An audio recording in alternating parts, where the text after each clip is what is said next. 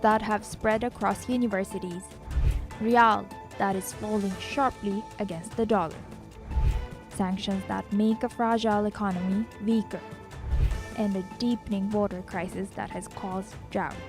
Here's how Iran's economy is struggling.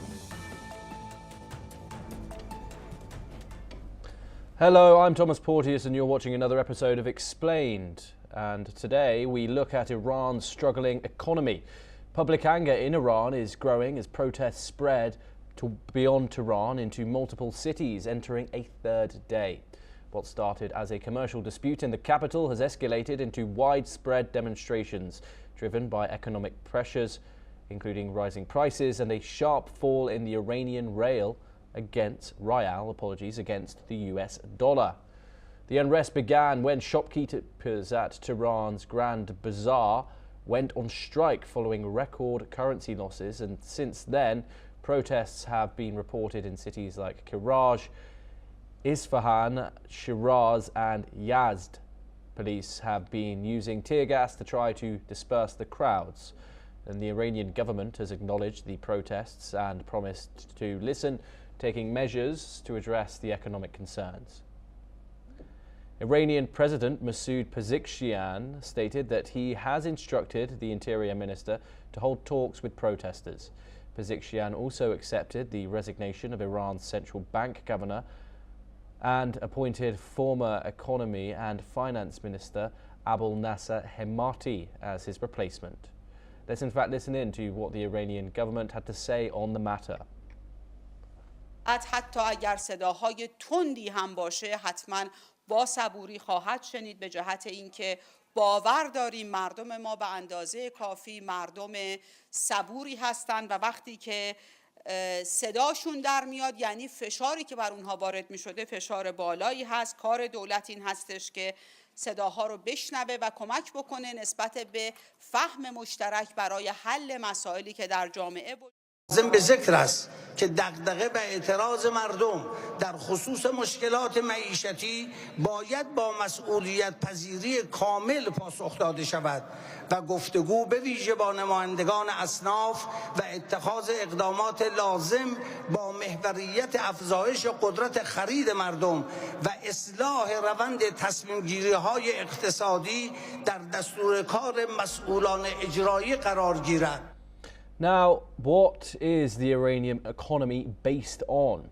Iran's economy is centered on domestic production, with factories, farms and small to medium-sized enterprises forming the core. Non-oil exports, including petrochemicals, agricultural goods, engineering services and medical and tech products, contribute to foreign income, while the oil sector remains important but is balanced by diversified industries. Trade with regional partners and use of local currencies support stability. Overall, Iran relies on production exports, technology and domestic enterprises to drive jobs, income and economic resilience. But what is the economic crisis brewing in Iran? Iran's economic crisis has been building for years and recently reached a boiling point. Poor management and policies that limit trade have weakened the economy, and sanctions restricting oil sales have put additional pressure on the government finances. The situation was worsened by attacks on Iran's nuclear facilities, forcing the government to use bank reserves to cover costs, which further weakened the rial. The impact on Iranians is felt every day. The currency has hit record lows and inflation has surged over 42%, making food, medicine and basic goods much more expensive. Families are cutting back on meals, skipping meat and constantly circulating every expense just to get through the month.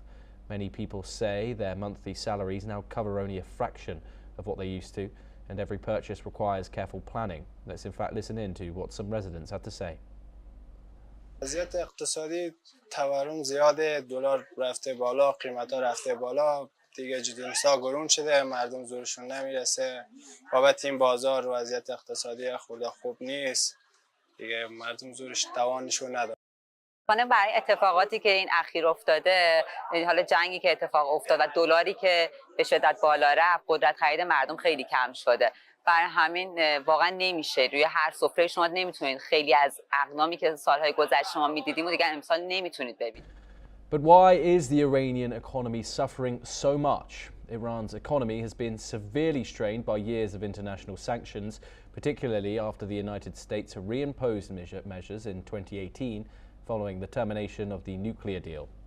More recently, the United Nations also reimposed sanctions in September. The gap between ordinary Iranians and the country's clerical and security elite has fueled discontent, especially as mismanagement and state corruption have driven inflation to levels that put basic goods out of reach for many families.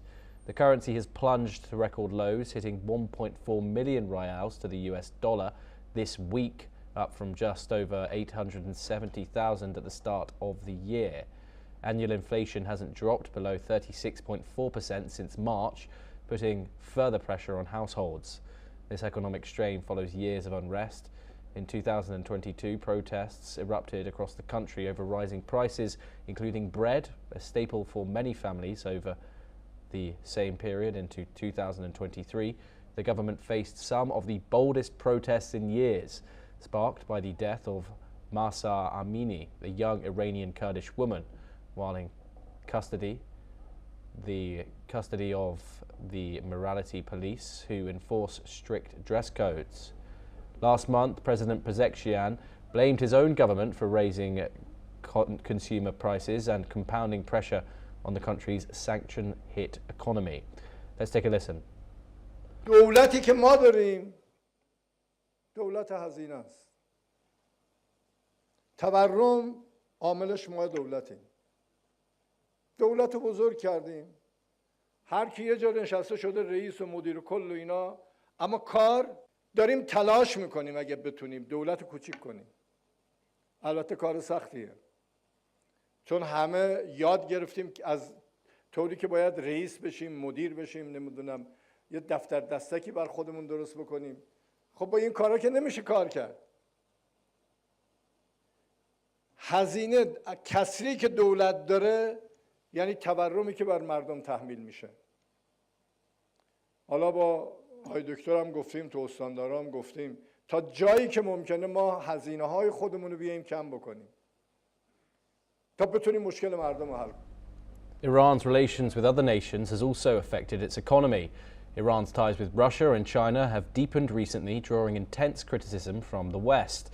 Moscow and Beijing have been quick to label Western policies as hypocritical, pointing to what they call double standards, sanctioning Iran's nuclear program while overlooking allies like Israel or continuing to support energy from Russia despite global restrictions. For Tehran, these partnerships are more than diplomatic. They provide an economic lifeline. China, for example, uses oil for infrastructure deals and other financial channels to keep trade flowing, helping Iran offset some effects of US sanctions. Russia also plays a strategic role, supporting military ties and constructing nuclear power plants. This alignment shapes Iran's domestic economy, but it doesn't remove pressure entirely. Sanctions and international isolation still weigh heavily, pushing the rial lower, fueling inflation and strengthening households and businesses across the country. Many Iranians rely on imports for food, medicine and technology, making the economic lifeline from Moscow and Beijing crucial, but it cannot fully offset years of economic mismanagement, internal corruption and global pressures. Regional instability has also contributed to a poor economy. Recent wars and military conflicts have hit Iran's economy hard, adding to years of sanctions and internal strain. Attacks on Iran's military and nuclear facilities, like Israel's 12-day airstrikes in June, caused massive damage to infrastructure and forced the government to tap into bank reserves to cover repairs and emergency costs. These conflicts have also disrupted key industries, particularly oil, which is the country's main source of revenue. Damage to refineries and energy infrastructure reduces export capacity, shrinking foreign income and fueling real depreciation. The economic ripple effects hit households directly. Inflation surges as imported goods become more expensive, food prices rise, and basic services strain under limited funding. Businesses struggle with higher costs and uncertainty, making investment and job creation more difficult. Military conflicts have worsened an already fragile economy, making daily life tougher for Iranians and amplifying pressure on the government to find solutions amid global isolation. Amid this, Iran is also grappling with a worsening water crisis. Last month, protests erupted across Iran, sparked by frustration over the country's deepening water crisis. From Tehran to the southern provinces, citizens took to the streets, highlighting the link between environmental mismanagement and daily hardship. Students, farmers and families of political prisoners joined in, demanding action on drying rivers, depleted dams and the government's failure to provide basic water rights. Iran is facing an unprecedented drought. More than 20 provinces have not seen rain this season, and dams that once held ample reserves have fallen below 5% capacity. In Tehran, the capital, only 1 millimetre of rain has fallen this year. A staggering drop from the city's normal average. Snow cover is virtually non-existent, and many rivers and reservoirs across the country are nearly dry. Last month, Pezeshkian had warned that the capital may need evacuating because of the water shortages if it did not rain before the end of the year. To everyone's surprise, Tehran received its first downpour in December. Let's take a listen in to how some residents reacted to it. این چند روزم که اومده ما خدا رو شکر می‌کنیم. هم رو هوا تاثیر گذاشته و هوا خیلی تمیز شده این یکی دو روزه البته. ولی ترافیک سنگین‌تر شده دیگه. اونم میشه تحمل کنیم. متاسفانه استان تهران خب بارندگی خیلی کم بوده. حداقل تو این 2-3 ماه اخیر ما انتظار بیشتری داشتیم. ولی اون انتظاری که ما داشتیم برآورده نشده و این بارندگی 2 روز اخیرم خب خیلی کم بوده و تاثیر اونقدر واضحی توی هم آلودگی کمتر نشده و همین که اون توقعات رو برآورده نشده. The government has tried measures like cloud seeding to induce rain, and water rationing has started in Tehran, with pressure restricted after midnight. Authorities say more conservation is needed, but public frustration is growing as ordinary Iranians face higher prices for water and food, and agriculture and local livelihoods struggle. The crisis is compounded by environmental mismanagement and disputed IRGC-affiliated dam projects, which locals blame for drying orchards and rivers in the southern and western provinces. While leaders promise reforms and new appointments, public frustration continues to grow across cities and protests show no sign of abating. With sanctions, economic mismanagement, recent military conflicts and an unprecedented drought compounding daily life, Iran's challenges remain deep and multifaceted. Amid these crises, it is the ordinary Iranians, families, workers and farmers who feel the brunt of the hardships, struggling to make ends meet in an ever-increasingly precarious environment. As pressure builds, the future of Iran's economic and environmental stability remains uncertain. And that's all that we have time for this episode of Xplained. Keep watching NewsX World for more international updates.